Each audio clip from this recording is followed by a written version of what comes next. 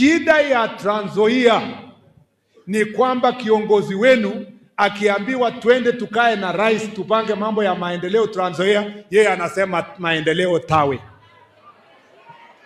Na mimi nataka kusema peupe hapa, hii stadium ya Kitale rais ameomba sana, kila siku anasema governor, kuja tupange tupanue stadium ya Kitale ikuwe kubwa, ndio vijana wetu waendelee kufanya mambo ya michezo. Yeye anakuamilia, anasema aliweka pesa yake, anataka na nasikia hiyo pesa yameweka huko, anataka ndio akuwe anakamua kidogo kidogo. Hataki rais alete wanajeshi wakuja wajenge stadium nzuri, na hataki watoto wetu wafanye kazi.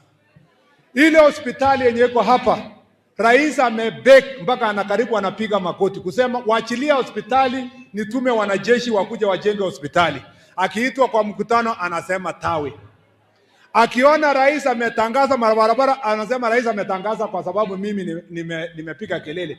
Wewe wacha mambo ya kelele, waachilie stadium, waachilie hospitali, wacha rais akuja ajenge, ndio sisi watu ya hapa tuweze tukaendelea kwa maendeleo. Na hakuna mtu anaomba mtu akuje kwa siasa ya mrengo ya rais, hatujabeg mtu. Wewe endelea na siasa yako huko, lakini mambo ya maendeleo waachilia serikali ya Kenya ijengee watu wa Trans Nzoia hospitali, ijengee watu wa Trans Nzoia stadium, ndio tuweze tukasonga mbele. Watu